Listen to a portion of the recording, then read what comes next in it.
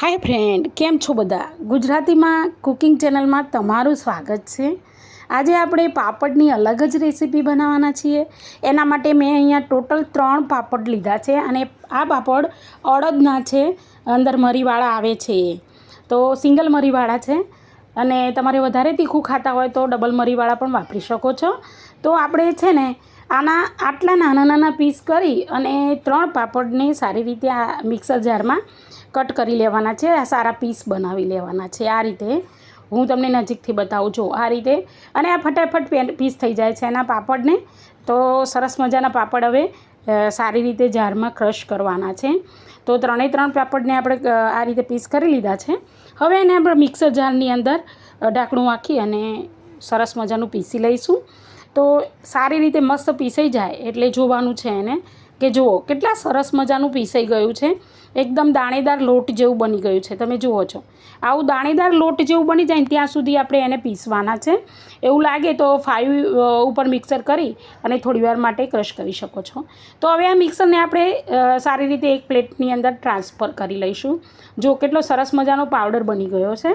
હવે એના એ મિક્સર જારમાં હું તમને નજીકથી બતાવું. જુઓ હવે એના એ મિક્સર જારની અંદર આપણે આટલી કોથમીર લેવાની છે અને આટલો આદુનો કટકો લેવાનો છે અને થોડું પાણી એડ કરી અને આની પેસ્ટ બનાવી અને સાઈડમાં મૂકી દઈશું. તો આની પેસ્ટ બનાવી અને આપણે સાઈડમાં મૂકવાના છે. હવે પહેલેથી મેં 3 બટેટા છે ને એને બોઇલ કરીને રાખેલા હતા. તો ઠંડા થઈ ગયા છે. થોડું પ્રિપેરેશનમાં વાર લાગે પણ સારા એવું મસ્ત રેસીપી બને છે પાપડની. તો જો હવે આ બટેકા છે ને આ રીતે આપણે જે આદુ છીણવાની છીણી છે ને એમાં આપણે સારી રીતે છીણી લઈશું બધાની.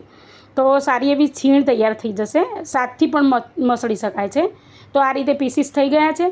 હવે અહીંયા આપણે એક વસ્તુનું ધ્યાન રાખવાનું છે કે 3 બટેકાની જેટલી પલ્પ તૈયાર થયો છે ને એનાથી અડધો ચણાનો લોટ લઈશું આપણે. તો સારું એવું બાઇન્ડિંગ આવશે.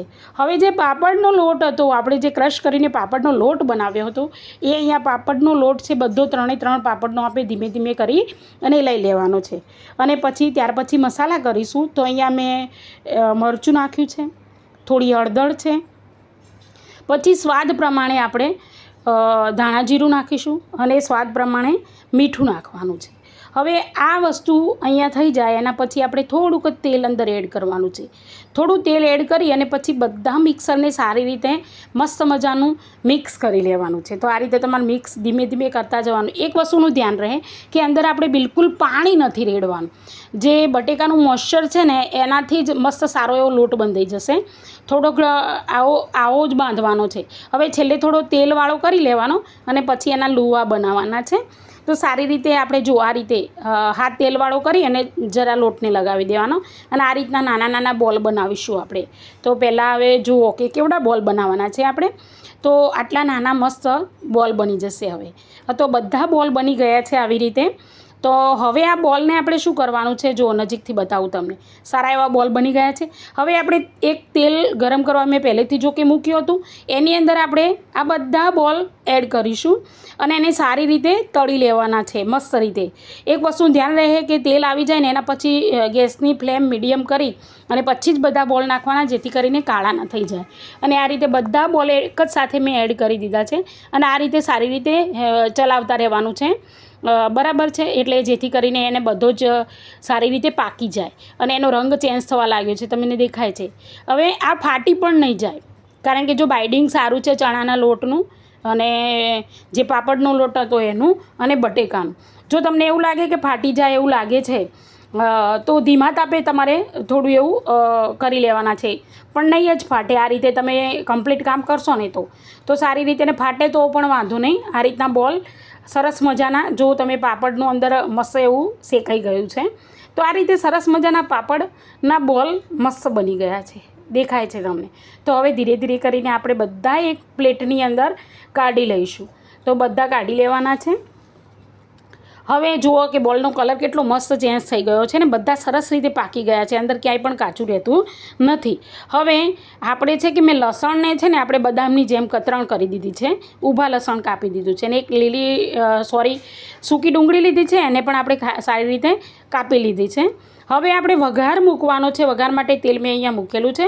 તો આપણે જીરાનાથી વઘાર કરીશું. થોડી હિંગ એડ કરીને આ લસણ જે આ રીતે કાપ્યા હતા ઊભા એ એડ કરવાના છે. હવે એને સારી રીતે ચલાવી લઈશું. તો સરસ મજાનો સ્મૂથલી ચલાવવાનું છે. હવે ચલાવી રહીએ એટલે તમને એવું લાગે કે લસણ થોડું કાચું પાકું પાકી ગયું છે ત્યાં સુધી એને આપણે ચલાવીશું. અને ત્યાર પછી જે આપણે એક ડુંગળી છે મોટી એ જે સમારી હતી એને આપણે એડ કરવાની છે. તો ડુંગળીને એડ કર્યા પછી આપણે ધીમે ધીમે પાછા ફરીથી એને ચલાવીશું.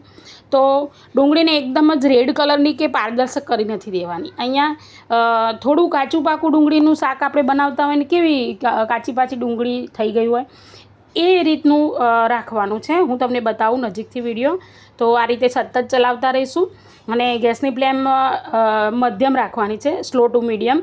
હવે આ રીતે ચલાવતા રહેશો એટલે આ રીતનું. હવે વઘારની પ્રોસેસમાં જ્યારે પણ વઘાર એક વખતનો વઘાર થઈ જાય ને પછી સ્લો ટુ મીડિયમ ગેસ કરવાનો અને પછી આ રીતે બસ આટલી જ સંતળાવા દેવાની છે. અને પછી આપણે જે કોથમીરનું બનાવ્યું હતું ક્રશ કરી અને જે ચટણી જેવું એ એડ કરવાનું છે, જે આદુ અને કોથમીરનું. તો એને સારી રીતે મિક્સ કરી લેવાનું છે. બસ સારું એવું બાઇન્ડિંગ આવી જાય ને તેલ ઉપર આવવા લાગે ત્યાં સુધી એને ચલાવતા રહીશું સારી રીતે. હવે આ બધી ઝીણી સામગ્રી છે એટલે ચોંટે નહીં એ વસ્તુનું ધ્યાન રાખવાનું છે. અને આપણે એને સતત હલાવતા રહીશું. હવે હલાવી લીધા પછી આપણે આમાં મસાલો કરીશું સારો એવો. તો મસાલાની અંદર ખાસ કરીને વધારે ધ્યાન રાખવાની જરૂર છે. પણ આ શાક બહુ જ ભાવે છે, બહુ જ મસ્ત બને છે. ચોક્કસથી તમે બનાવજો. તો આ રીતે આપણે મરચું નાખ્યું, હળદર નાખી છે અને સ્વાદ પ્રમાણે મેં મીઠું લીધું છે અને ધાણા જીરું આપણે વાપરતા જ હોઈએ છીએ. કોઈ ગરમ મસાલા વાપરવાના નથી એટલે ઉનાળાની અંદર આ શાક બધા બહુ જ મસ્ત રીતે ખાશે. અને તમને સમજણમાં આવી જ ગયું છે કે આપણે કેવું શાક બનાવીએ છીએ. તો સારી રીતે મસાલા મિક્સ થઈ જાય અને એકબીજામાં એબ્ઝોર્વ થઈ જાય ને એ રીતે આપણે એને સારી રીતે સાંતળી લેવાનું. તમે જુઓ કે આપણે તેલ ફૂટીને સરસ મજાનું બહાર આવી ગયું છે. તો આ રીતે સાંતળી લીધા પછી ધીમા ફ્લેમ જ રાખવાની છે. અને સાંતળી લીધા પછી આપણે એમાં થોડું દહીં ઉમેરવાનું છે.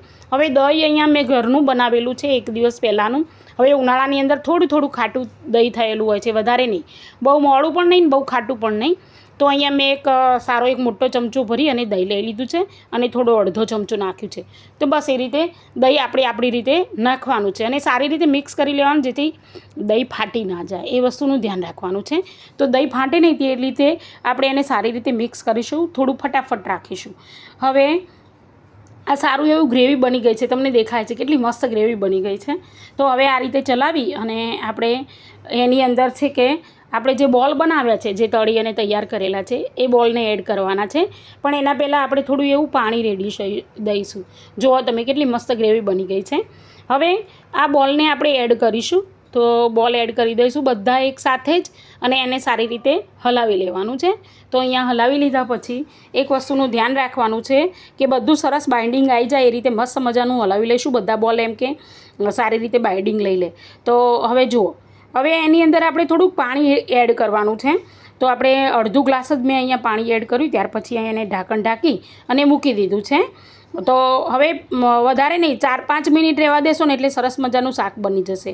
હવે એ શાક બને ને ત્યાં સુધી અહીંયા મેં કસૂરી મેથી લીધી છે, એક જ હાથથી મેં ક્રશ કરી લીધી. જો કેટલું મસ્ત શાક બની તૈયાર છે. હવે કસૂરી મેથી છે ને એને ઉપરથી એડ કરીશું તો બહુ જ મસ્ત ટેસ્ટ આવશે. અને કોથમીર સબસ્ક્રાઈબ કરવાનું ભૂલતા